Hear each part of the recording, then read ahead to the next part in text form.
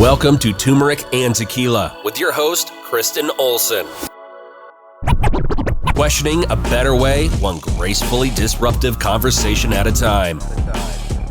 Welcome to Turmeric and Tequila. I'm so excited to be here today. We are in Denver at Big Up Studios in this beautiful space. I have two awesome humans in the studio, Rachel and Joe. They are here with Roll Mobility, an accessibility tool, and they're going to tell their entire story, what it's about, why we need it, and together we're going to make this world more accessible.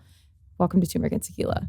Thank you. Yeah, thank you for having us. Yes. Welcome. Well, I always like to get to the human behind the business first, behind the mission. So I'd love for you guys to introduce yourselves and give us a little bit of your backstory and how you were as like young people, because usually the background kind of leads to where we're at now. So give us some tea on your young selves. I'm going to let Joe kick it off. Oh, gonna make me go first. That's all right.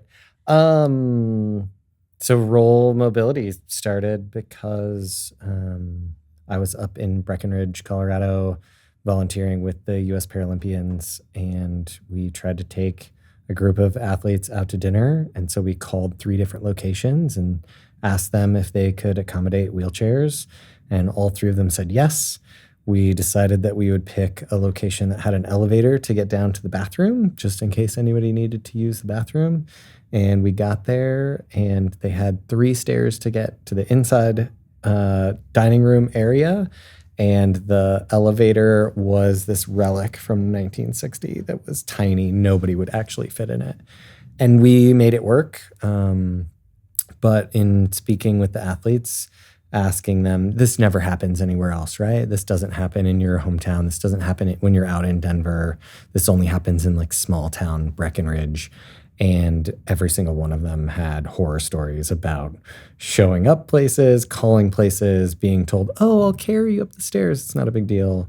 And so it just, when we looked through to see if there was a compendium of information for people who had mobility issues and saw that there wasn't anything, we just figured we had to do it. And I was a nerd when I was little. I was going to say, well, I mean, but obviously you had like a caring heart because you're volunteering and you care about humans. Was this signs as like a young person that like, were you always taking care of people, or like what did you do for fun as a kiddo? I think anybody who grew up awkward and got bullied has a heart for people at the end of the day at this stage of their life. Like once you get to a point where you've been in those situations. And so you know what it's like to have people look at you a little bit differently. I weigh less now than I did my freshman year of high school, and had unibrow, big glasses, big person. And so I think that experience really informs the rest of your life for how you treat people, how you see people, and how you gain this superpower of always watching and seeing how people are responding to people, who is paying attention to what in every room. You kind of learn how to look for things. Sounds like empathy, though. Yeah, it builds. You really care. Yeah, it builds empathy. I think it builds resilience in some cases. But those middle school and high school years, I think nobody escapes unscathed, like regardless of how you look, because everyone's going through something.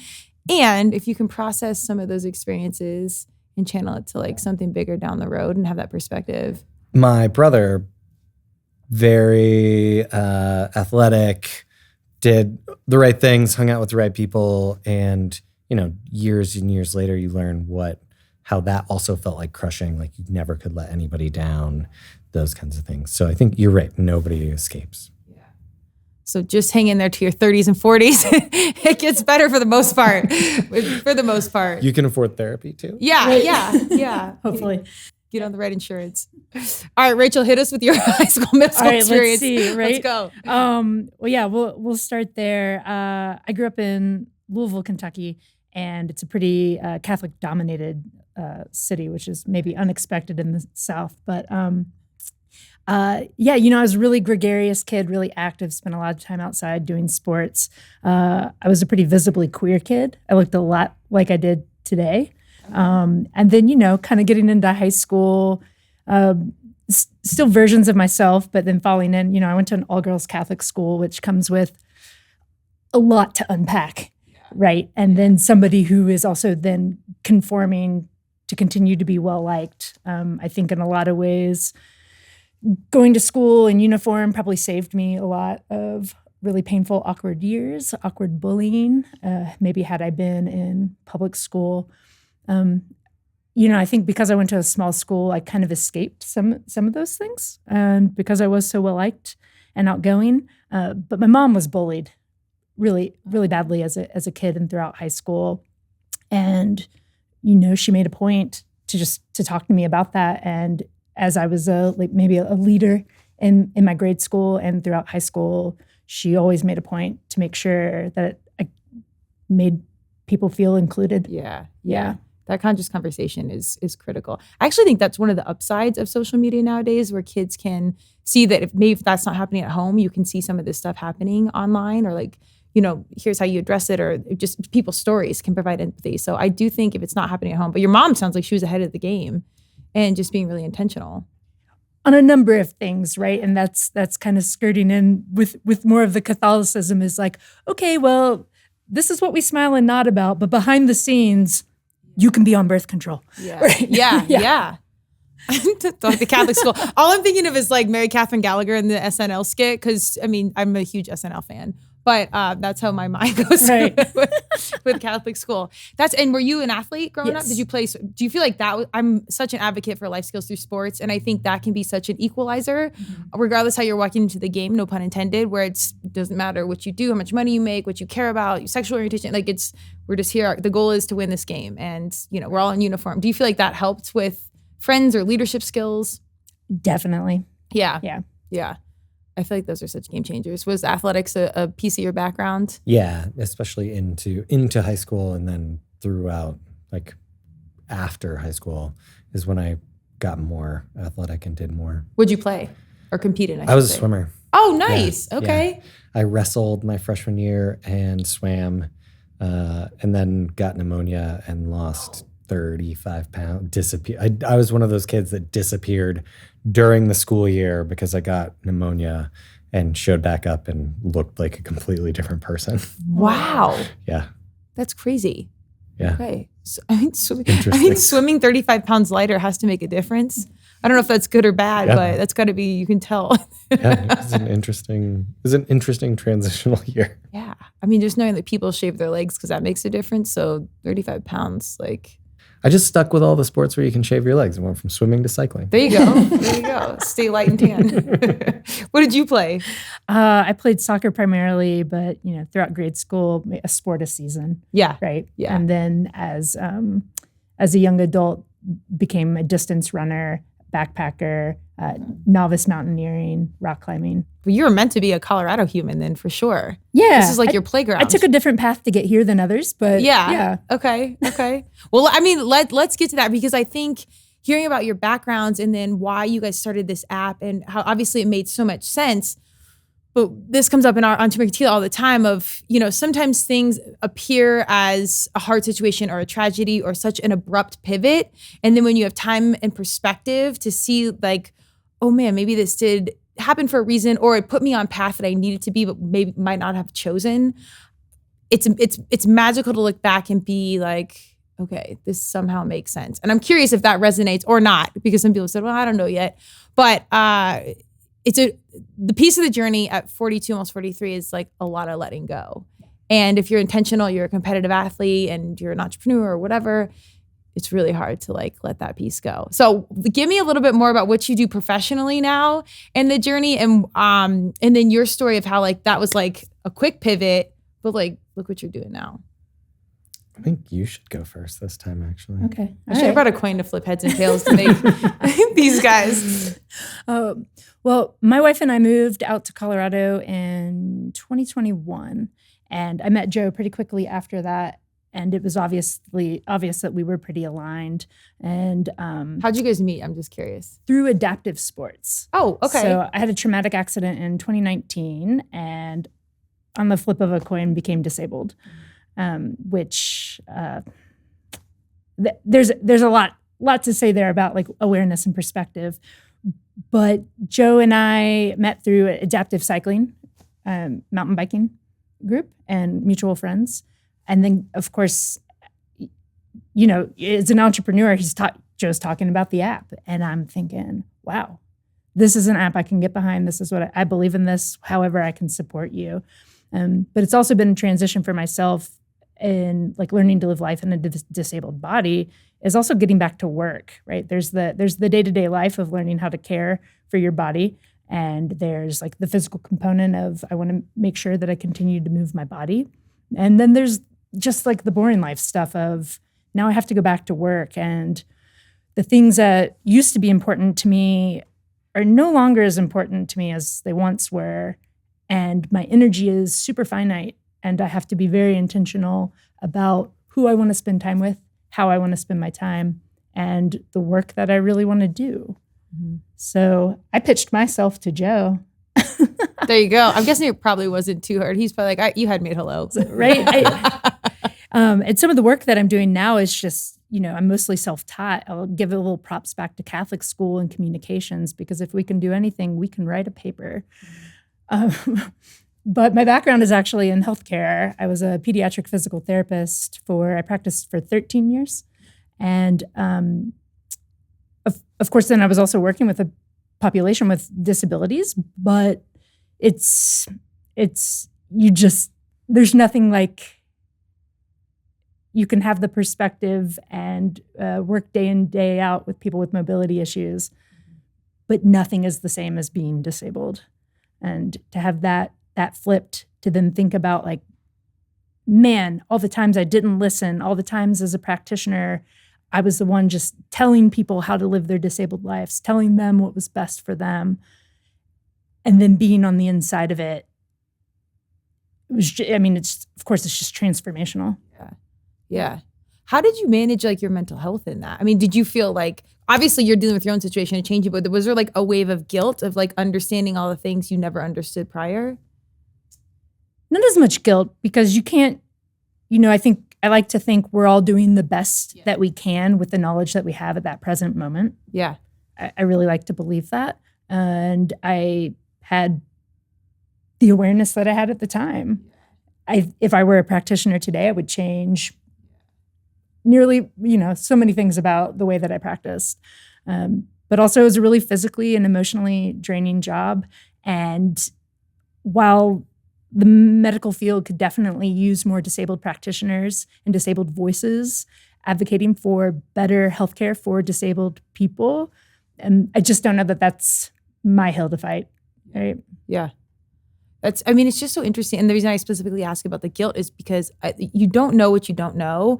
And the problem with our society and culture is like, you don't really know something until it happens to you. We're so ill-informed on so many things that until you're in that situation, it's almost like you know nothing. And it can be ability or disability. It could be the law. It could be pregnancy. I mean, so many things we're just so disconnected in and that's why we have this, to have this conscious conversation of like, you never know till you're walking in it, but at minimum, you can build some awareness. So you're not reflecting with, having guilt or saying, I wish, or, it's still going to happen. But if we can take one step forward and understand a little bit more, I think that's critical. And it kind of comes back to like that empathy piece of holding space and grace for people, because you just don't know what people are going through. We say a lot. I mean, you do the best that you can. And then when you know better, you do better. Yeah. Yeah. That's all you can really take away from it.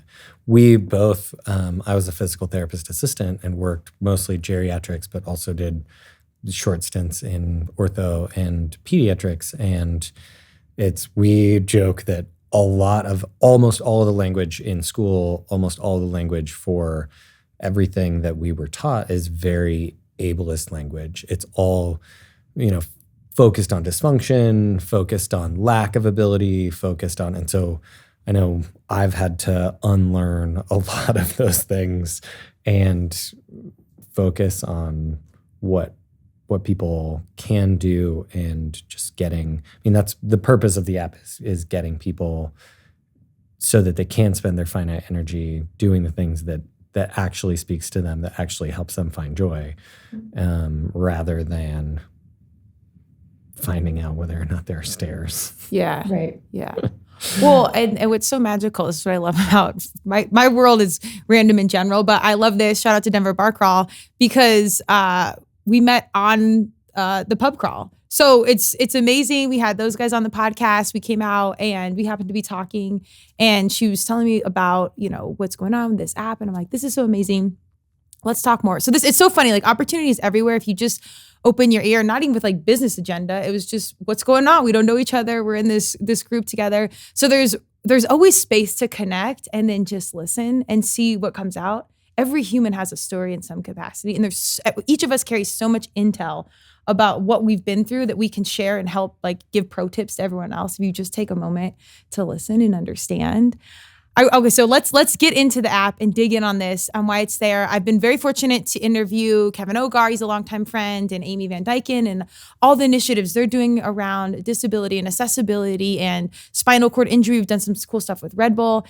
And when we were talking about this, I'm like, I can't believe this app, this conversation isn't a thing yet. So we still have so much more to do. So tell me about the enthusiasm, the passion, why you're doing it, and then let's get into the nitty gritty on what this is. So I think it's funny. Kevin Ogar runs Watchtower CrossFit. Yeah, they were one of the first CrossFit gyms to be in the app. He's close to West Peak Mobility, John Velka, and those guys. At the beginning, I did the same thing. I was like, how is this not already a thing? And one of the things that I really wanted to find something, especially for small towns like Breckenridge. There's a huge ski event that happens there every year. You've got a lot of different athletes who have a lot of different abilities, a lot of different mobility things that they want to be able to plan for. And when they are there is this very cool networking thing that happens within the community very organically, where you can say, hey, what bathroom works best for you in this hotel?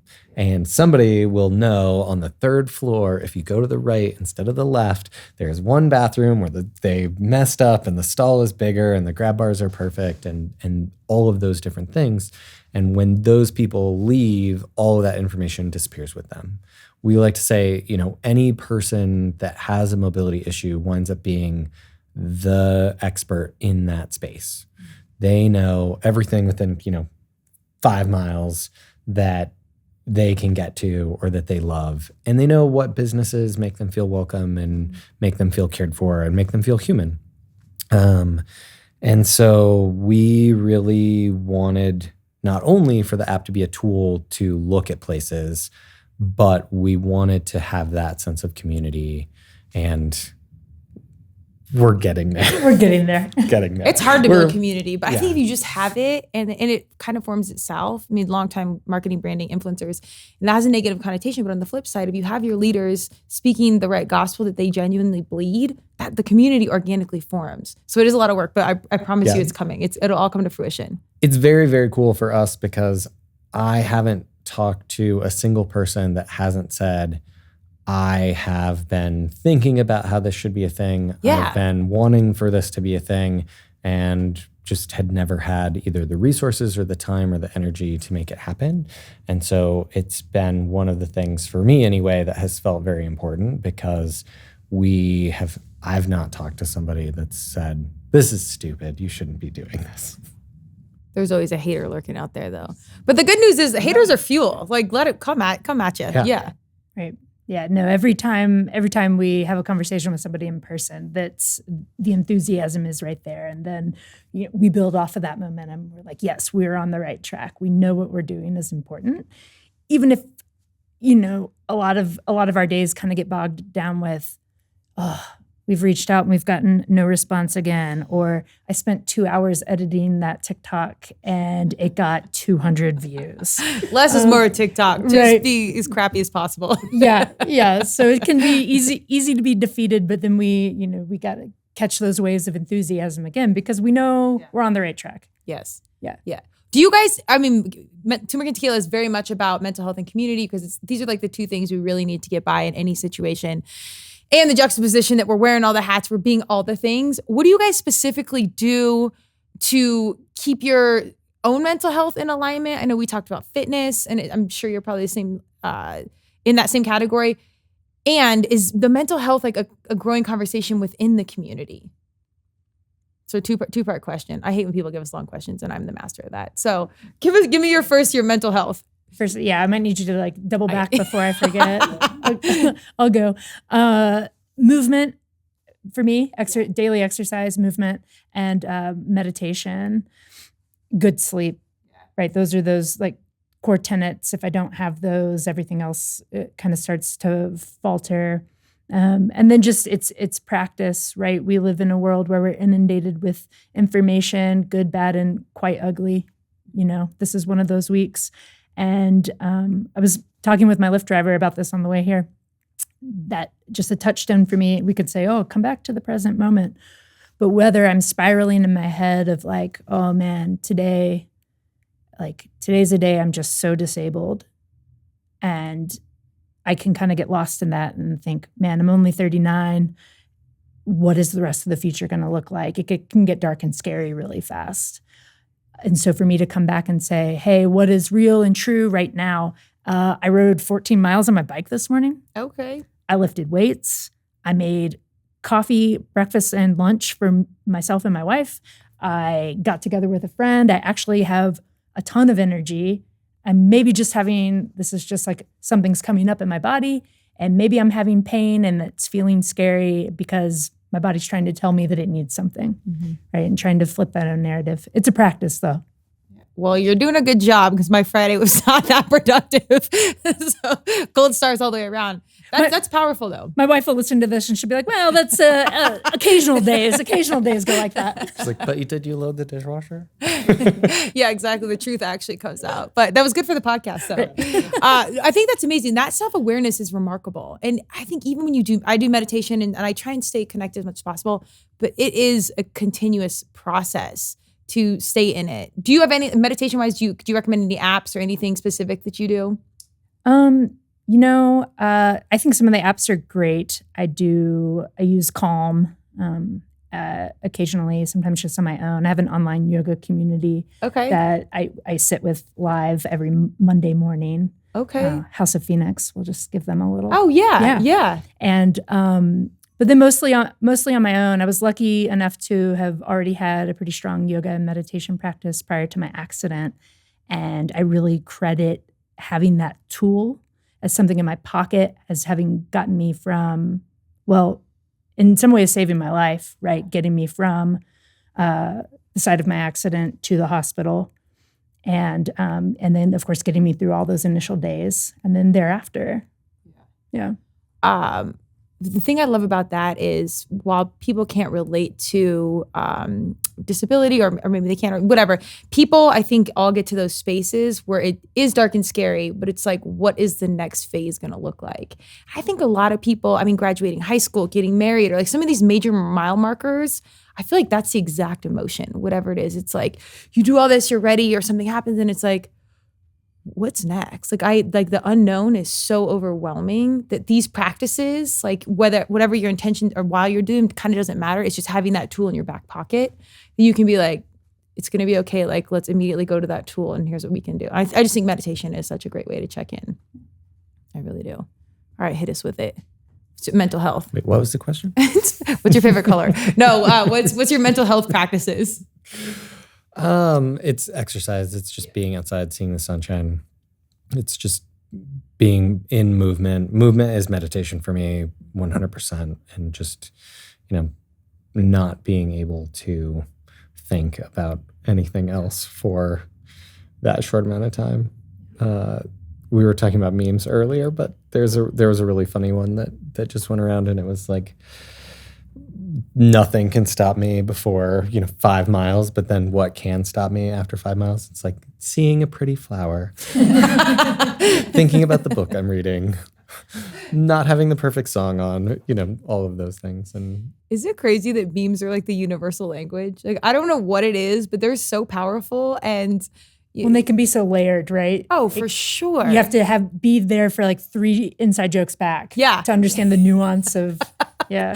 It's again, one of the upsides of social media. That's like how my like college and crew and I stay and connect because they're out east. So it's like we don't even say hi. We just send like memes that we identify with. You say so much. Yeah, mental health memes. There you go. One of the cool things about memes is I also feel like it is a way where you can explore really, really dark themes in a funny way without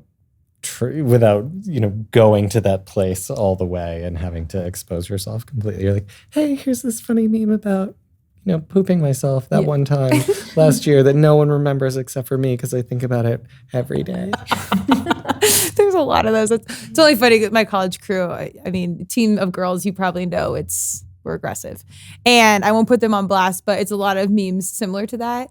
And it's funny because I think it's just such a casual reminder of humor is critical. However bad it gets, I feel like you've got to, maybe it takes some time and some perspective, but you've got to get to a space where you can maybe not fully laugh, like belly roll laugh, but at least smile and nod and be like, well, some part of that was a little bit funny. Like, fuck the universe. It has a sick sense of humor, but here we are. We're going with it. And are you guys good about having a sense of humor on things? Oh, yeah. Yeah. I mean, you guys seem, you're at a pub crawl, so like, shout out. We're good there. Yeah, you've got to. And when you live, like, I think I always had a good sense of humor, but even now in a body that you just don't always have control with. And it really is like shit my pants today. Is what it is. Moving on. This is for my college crew. Like, at least some people have a good excuse. They don't. But, that just hashtag tequila on most days. We've grown out of most of those things, I think. But yes, I do think it's really critical to just be like, is what it is, man. Like, days are hard, days are long, and we're just out here. And I think things like having an injury or having some issue that not very many people have can feel so isolating. Yeah. We've been able to meet some really incredible people that have really incredible stories who, for the first 6 months of their brand new life, felt incredibly isolated. And so I think that aspect of social media and that aspect of building a community, building a compendium of information where people can go, oh, I am not alone in any way. There's 5 other people that are having problems getting catheters. Like, their casters are filled with hair. Their wheels don't work because of X, Y, and Z, like problem solving, different things. There's some really cool people that are using 3D printing, that are using just creating things for the community to help with hand dexterity, to help with all those things. I think one of the very, very cool things that has happened recently is this push to get airplane travel to where it's not so hateful for people that utilize wheelchairs. I mean, I'm not sure how much you've seen that, but it's essentially right now you've got to transfer from whatever your personal wheelchair is into a transport chair that's skinny enough for the aisle. They put a sling under you, they lift you up bodily, move you into this transport chair, strap you in so that you can't go anywhere, take you in, and then move you to the chair. And then you're trapped there because there is no bathroom, there is no anything. There's a gentleman who has been in this space for a very, very long time. His name is Corey Lee. His Instagram is Curb Free with Corey Lee. And he has traveled the entire world, but has definitely been talking a lot about what that actually looks like. Not eating for the 2 days, not drinking for the day prior, because he knows that he is going to be trapped on the plane for however long the flight is with no ability to move at all and be completely beholden to that aspect of things. I think as a society, we have not done a great job of moving towards taking care of people. I would argue as a society, they've just not done a good job of listening to disabled people at all. I'm newly disabled, but leaders in the disability space have been advocating for their own human rights and safety since forever. Yeah.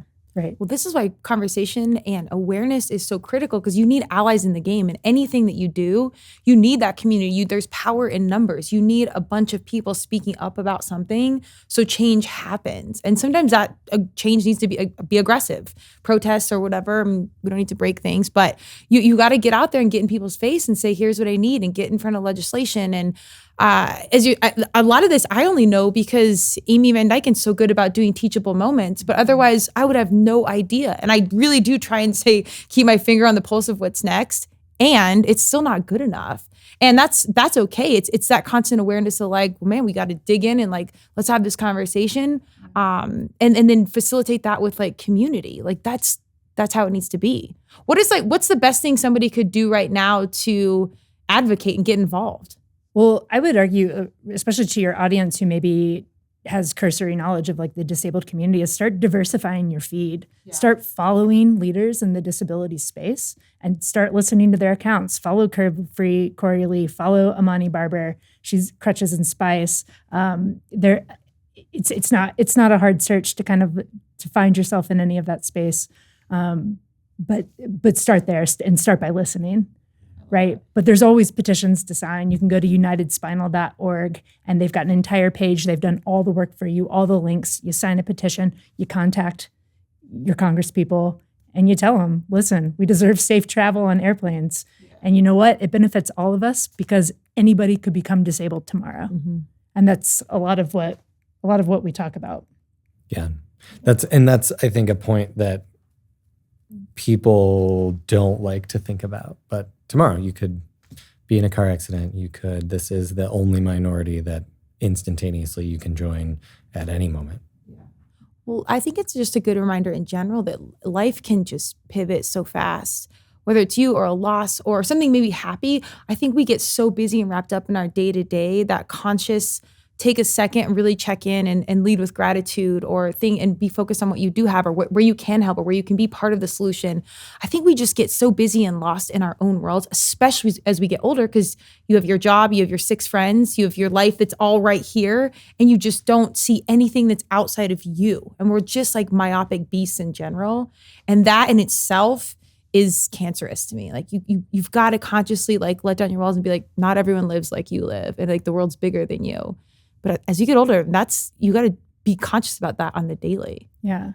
It's funny because we frequently talk about how like brand new mothers should be the most outspoken advocates for accessible design and accessible, spaces and community, because almost everything that would benefit somebody who has a mobility issue, needs to use a walker, needs to use a wheelchair, would benefit somebody who has to carry a 15-pound human around, has to use a stroller, yeah. Has to have a changing table, has to do any of those things. And those are probably the most overworked people on the planet at any given time, brand new mothers. So I'm not trying to put anything extra on them. There's a whole podcast in that, because I think moms in general, there's pressure to do everything and not complain about it. And, but again, the more we talk about it, the more it's like, yeah, I'm out here, let's go. I got 6 strollers in the trunk. I was one of 4. So hence I don't have kids now, but it's a lot to have little humans running around. So yeah. I love that like communities for different reasons can unite over something that's for both. And you wouldn't otherwise know. Like it's so Turmeric Tequila, but it fits together perfectly because we just all had to have a conversation, understand that like we're in the same space, even though the conversation's a little bit different, but collectively we can make a difference here. I don't think communities think that way either. Like it's like the competitive versus the collaboration. Yeah. And we don't need that. Yeah. You hear it across the board from minority groups, like all of our struggles are related. And it really is in the society we live in, especially in America, where it's based on rugged individualism or how can I make money off of this? How does it benefit me? I really hope, I don't know what the future holds, but I hope coming together and coming from a conscious mindset of community and that we all benefit, like when we can, a rising tide. Rachel's kind of making fun of me because she's heard this. I love that. She's heard this quote so many times. Many times. Yeah. But we all do better together. And that's, it's one of our slogans, right? Go further together. Absolutely. Absolutely. Well, so the app is launched. You guys are kicking butt. What is like? Tell me where we're at now. Like how big is it? How many downloads are and where is it going? Yeah. So it's funny. It's one of those things where I think you're never happy with where you are. And one of our core tenets from the very beginning has been like Shane is the other co-founder and has been with me since the very beginning. And both of us have said no interest whatsoever of being the face of this app. I have no interest whatsoever in, highlighting like me, Joe Foster, in any way whatsoever. Our community and our people should take the forefront. They should get the credit. They're the ones that are truly doing all the work. They're the ones that are out there dealing with the difficulties. Our job is to listen to what it is that they want and change it in the ways that make sense. So we officially launched in February, and we have about 1,500 people that are using the app. One of the cool things about that is those 1,500 people have been our cornerstones. They have said what they like. They've said what they don't like. They've dealt with us accidentally changing the login system so no one could log in.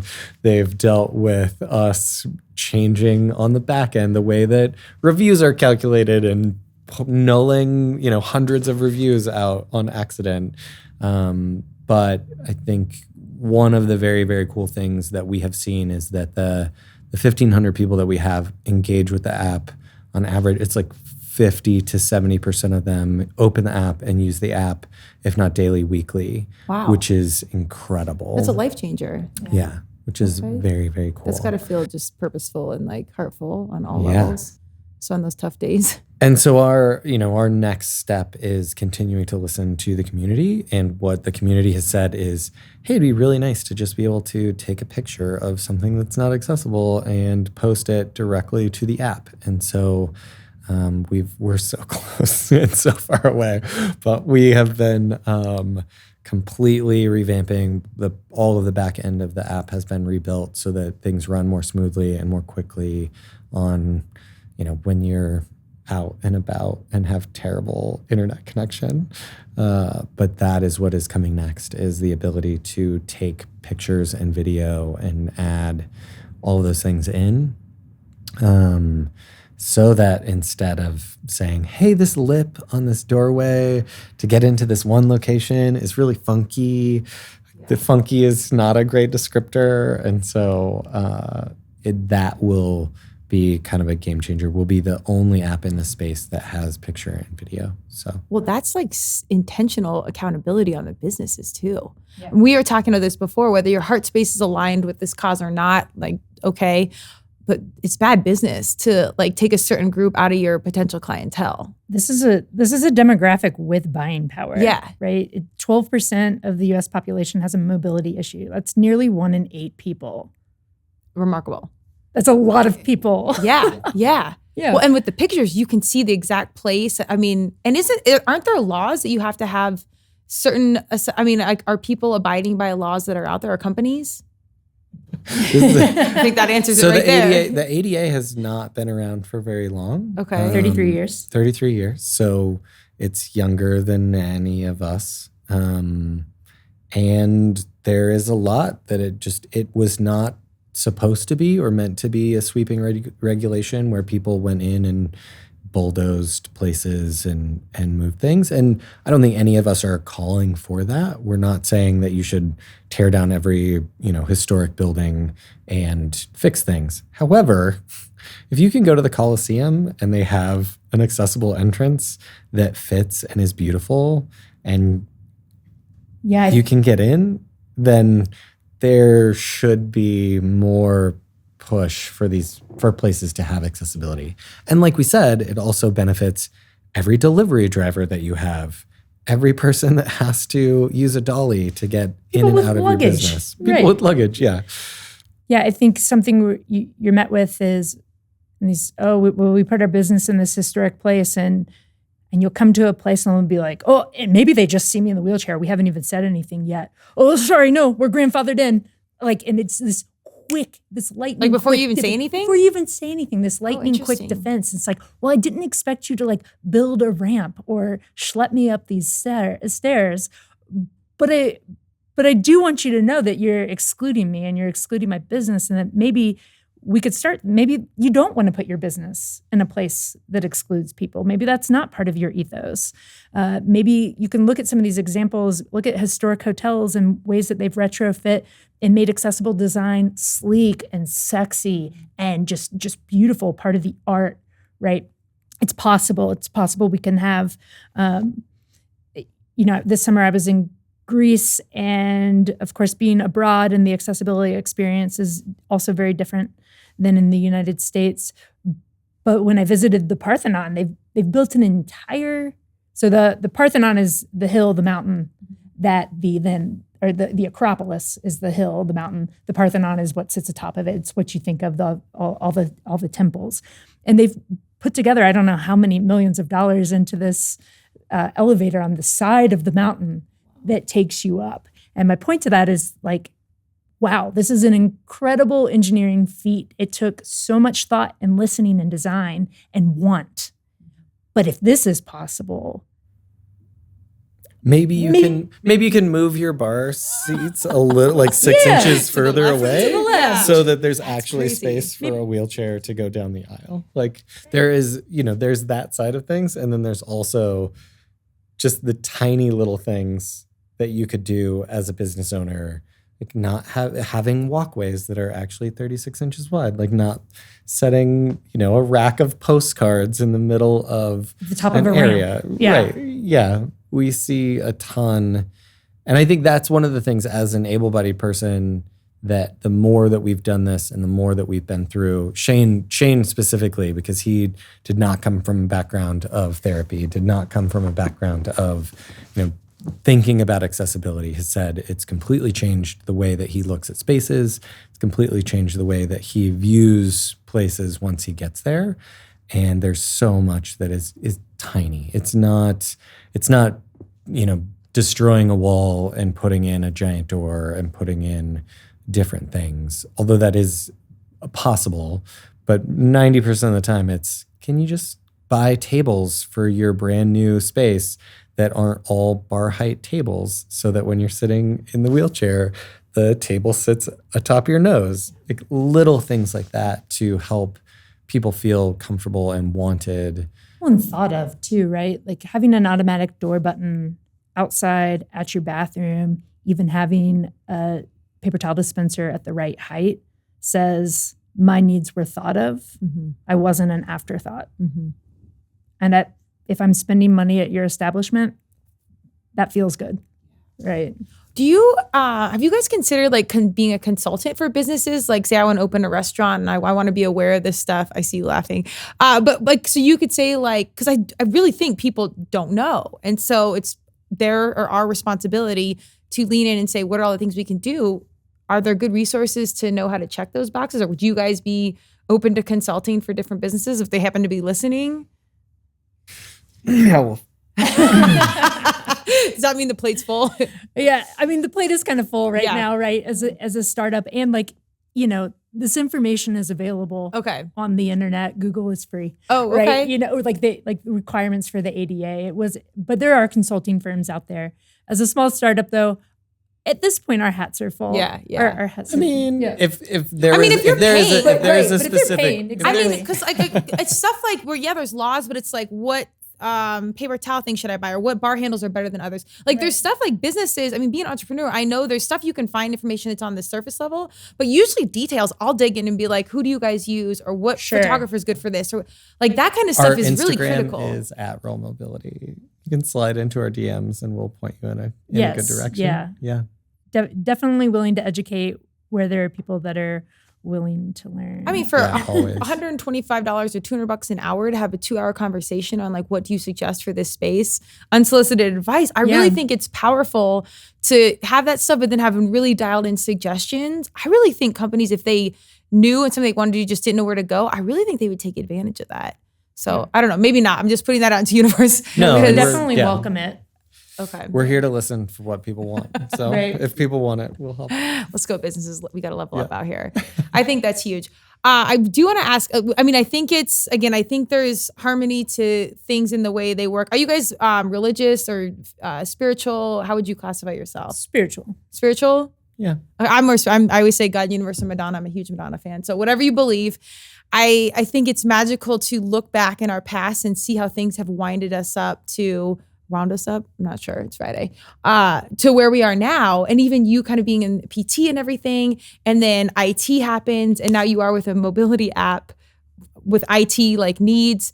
Can you guys look back now and be like, wow, even if I feel good or bad about how things happened, I feel like I'm right where I need to be.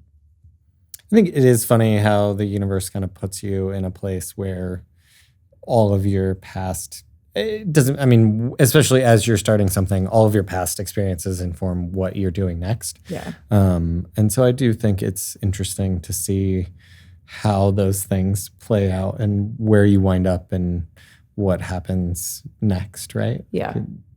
There's a lot of things that I would not be doing if not for 1,000 tiny things that happen. Yeah, absolutely. I don't know. Life is wild, right? You can have a 5-year plan, but also we can't even imagine our world, what it will be in 5 years with the way that technology has our world changing instantaneously, nearly, right? Yeah. It's to hold on to something tightly and to hold on to things that we think are concrete and truth and permanent is just kind of laughable, right? Because none of it is. Yeah. So you just really have, I fell in an instant and I gained 40 years of wisdom or a couple lifetimes worth of wisdom in that moment. And you just really, you, as long as we're living, you just kind of have to keep continuing to accept each day as it comes. And, I wouldn't have ever seen this coming. I certainly wouldn't choose it, but I'm so grateful for the way that we've landed together. Yeah. Do you think it's, for anybody that's going through something, because we're in such crazy times right now, you see the stuff in Israel and like the world, we just have so many really in-depth things going on and really like tragic things, and everybody in the personal world, you don't know what people are going through. But in that moment when your life shifted literally in a second, what would be your advice for like those next few days? Because I feel like people are just in such up in arms right now, and they are at that pivot point, and it's like you don't know what's next. Like, how did you wake up the next day, or what did you do to just keep going? When something that large and traumatic happens to you, it's like maybe like it's like a bomb has gone off, and you're at the epicenter of it, and all of this kind of chaos it's not just happening to you, it's happening to your immediate friends and family, and then far-reaching and beyond that. I think, in those initial days when things were touch and go, and you really are just like living through each breath. And I think I'm sure right now you're in survival mode, and there's people all over the world, especially in Palestine and Israel at this moment, that are just trying to exist, just trying to survive. And sometimes you're in those phases, right? You're going to be in survival mode, and then, but as long as you're living, life goes on, and this too shall pass. As cliche as that is, as long as you're living, life will go forward, and you just, I don't know. Just one step in front of the other. One step in front of the other. Lean in. Yeah. I just What's been trying the next right thing? Right. I think it's, again, as like varsity humans or like mission-driven people, or, your athletes, like you're used to figuring it out. It's that continued process of letting go, and just keep showing up, whatever it takes, whatever that means to you for that day, for that moment. Just show up. You got air in your lungs. Like there's opportunity, and there's just realities that so many of us can't relate to on so many levels. I think it too is probably like a shift in priorities, right? And then like things are finite. Yeah. How am I going to spend my precious moments? Am I worrying about this embarrassing thing that happened to me in the past, or this other life experience, or am I moving forward? Yeah. Yeah. Is there a blessing in that clarity? Yeah, honestly, there's some lightness to it for sure, right? I do not have the energy to stress and care about some of the things I used to stress and care about, right? And so there's freedom in that. Just like, honestly, I'm doing my best today just to take care of my body. I was in the bathroom for 2 hours. I'm exhausted from doing mundane house tasks. I just don't care what I've been perceived as in this moment, right? What's so funny is I think that freedom is actually like taking back control, because like you let go and then you have your freedom and your space back, and it's like you have that loose grip control where you kind of can be mindful of what you're doing and how you feel. It's a very weird circle. I'm still figuring it out. I just think there's such power in seeing power players overcome major challenges, find a way to show up, and then on the flip side, like be purposeful in the space you can speak so authentically in, and be a voice and be a part of the solution. Like that's magic. Do you guys sit, and I'm very cliche clearly, but do you ever sit and think about like, look how much impact we're doing on the daily? I know you guys are humble humans, but like, do you really ever stop and think like, look at all this magic we're doing? No. I think you have. You should. You really should. I think it's hard. I think that is one of the other things that happens in the human condition is you are looking for the next cookie. Like you're looking for the next thing. There have been moments where you kind of get some sense of that and get some sense of the impact that you're having. But for me personally, there's always a little, it's like, ooh, but if we did this, then maybe we could get it a little bit better. I don't know. How do you feel? Yeah, I mean, I like to think that we're doing work that's just kind of mission aligned with ourselves, and that we're doing work that feels important and worth chasing after, and that we hope it's beneficial to the community. We talked earlier about mental health, and I think, since 2020, maybe we've all had a different relationship with ourselves and mental health, and but especially for the disabled community who already at times can live in isolation or be isolated, we aim to just really decrease the barriers to getting out so that people in the disabled community can save their precious energy for the things that they have to do. Not even always, it doesn't get to be the things that we want it to be, but certainly save your energy for the things you want and need to do versus fighting bureaucratic systems, fighting staircases, fighting these other things. And I really like to think that we are building this compendium to ease people's way of living, and so they can get out, be in community, improve their mental health, and quit, and not be isolated. Yeah. We got a really nice letter from a mother of a gal who has a disability, and she just said, "This is amazing." And so there's moments, I think, where you kind of get to sit back and just say, "Oh, cool. You're all right. Look, but look at what we're gonna do next." I think that's where the fun, and just like you said, you're mission driven, and so there's that next put. You're like, but how do I help more people? How do we do? Well, it's that how do we athlete get mindset. more? I can do a little more. I can train a little harder. Yeah. And you got to give yourself those gold stars. You got to take a moment and like really feel the praises. Seriously, because you are doing so much good. And if you don't feel like that internal like reward of purposefulness, and this is me speaking to me, because like it's never enough. We can do, 5 more pounds, 10 more minutes, 50 more people. But if you don't stop and pause and be like, shit, I'm a good person. I'm actually doing something beneficial for this world. You don't need to sit on your soapbox long, but sit, like really genuinely be able to like sit there and feel that and know that you're worthy of the praise that's coming in and that you're helping so many people on so many levels. You got to absorb that, because I really think that's the fuel on the dark days when like the tank's low. You got to tap in and be like, wait a second, I'm actually doing some good shit here. We got to keep it together. I appreciate you saying that.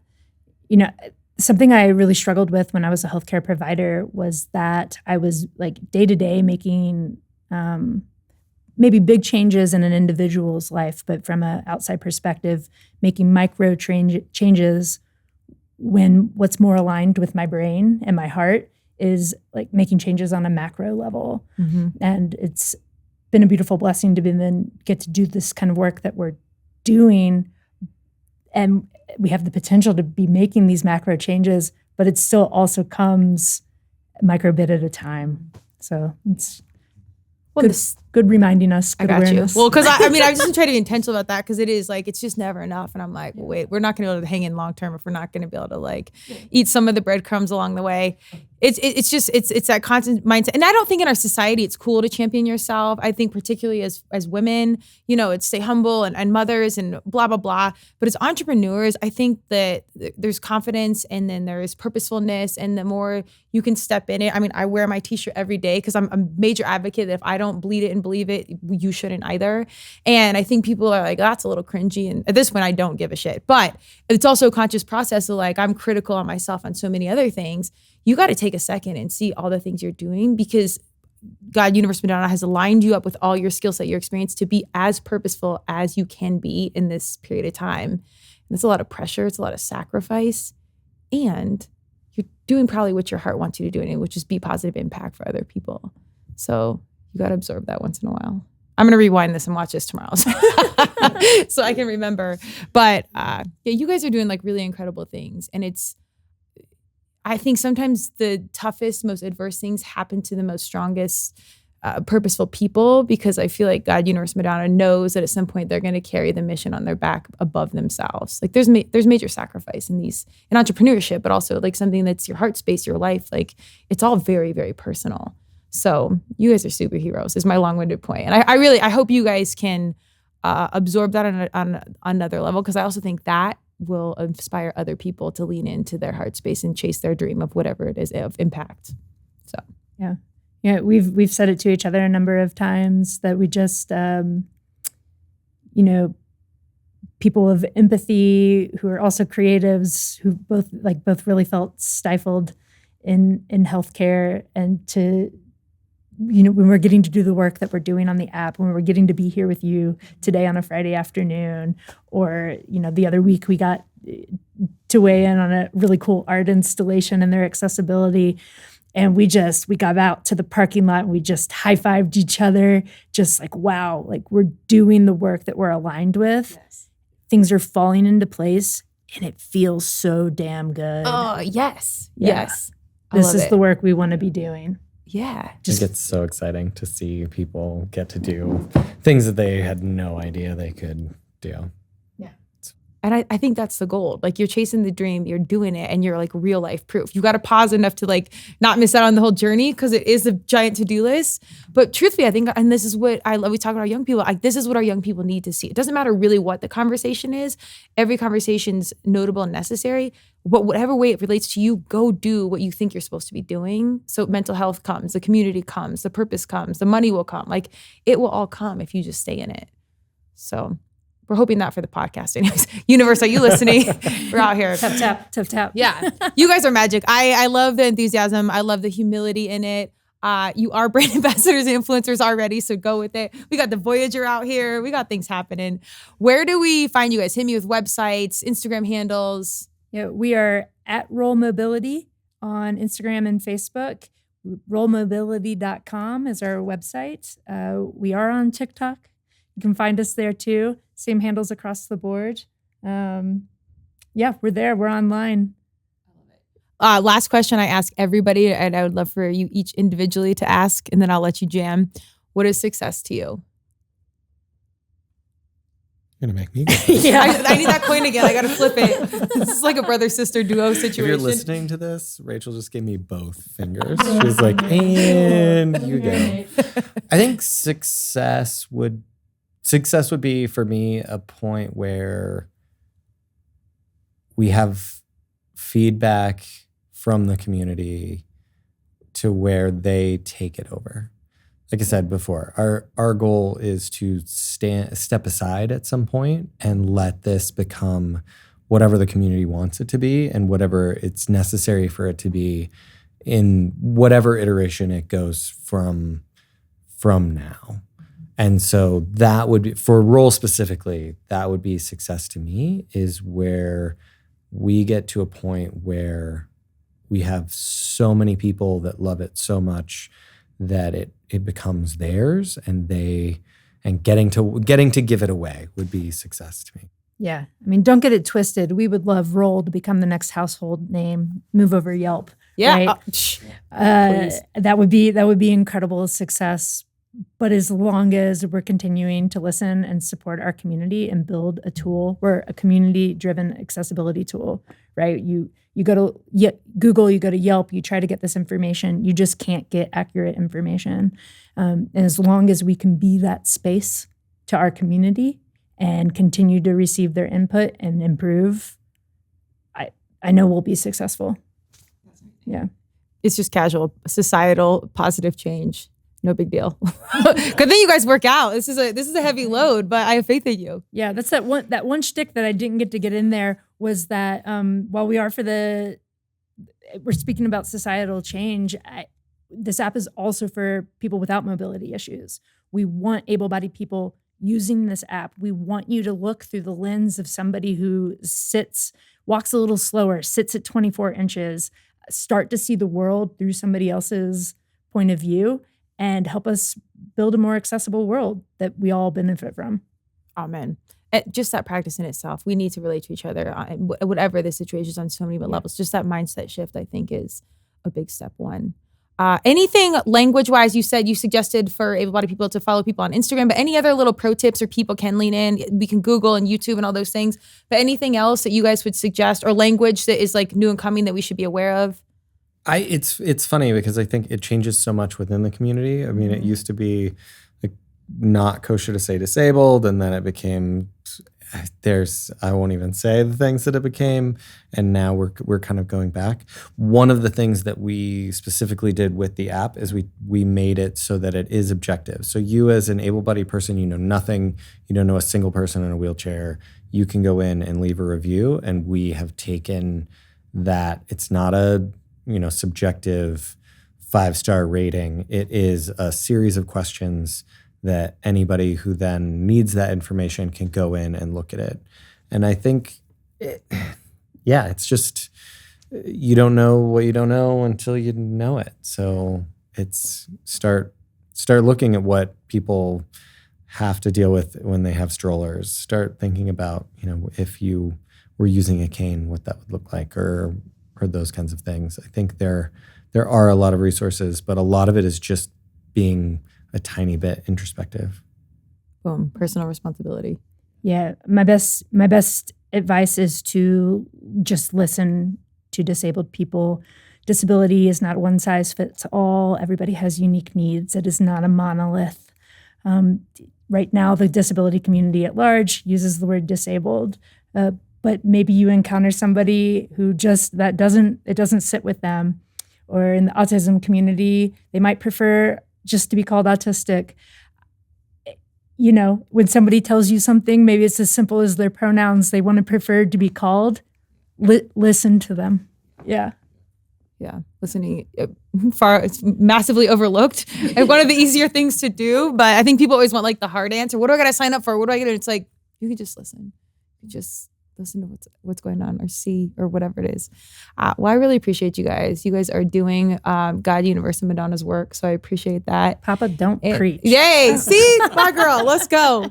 I love it. But check them out. Go, do other things. Get on the app. See what they have going on. The feedback, I think that's miraculous. That's literally the best thing any situation entrepreneurs, businesses can do. Lean into your community and let them know what you want to see, hear, changes, whatever it is. So thank you guys. I really appreciate it. Thanks for having us. Yeah. My pleasure. Thank you for joining Turmeric and Tequila with your host, Kristen Olson. Tune in next time, and don't forget to subscribe on Apple, Google Podcasts, Spotify, or wherever you listen.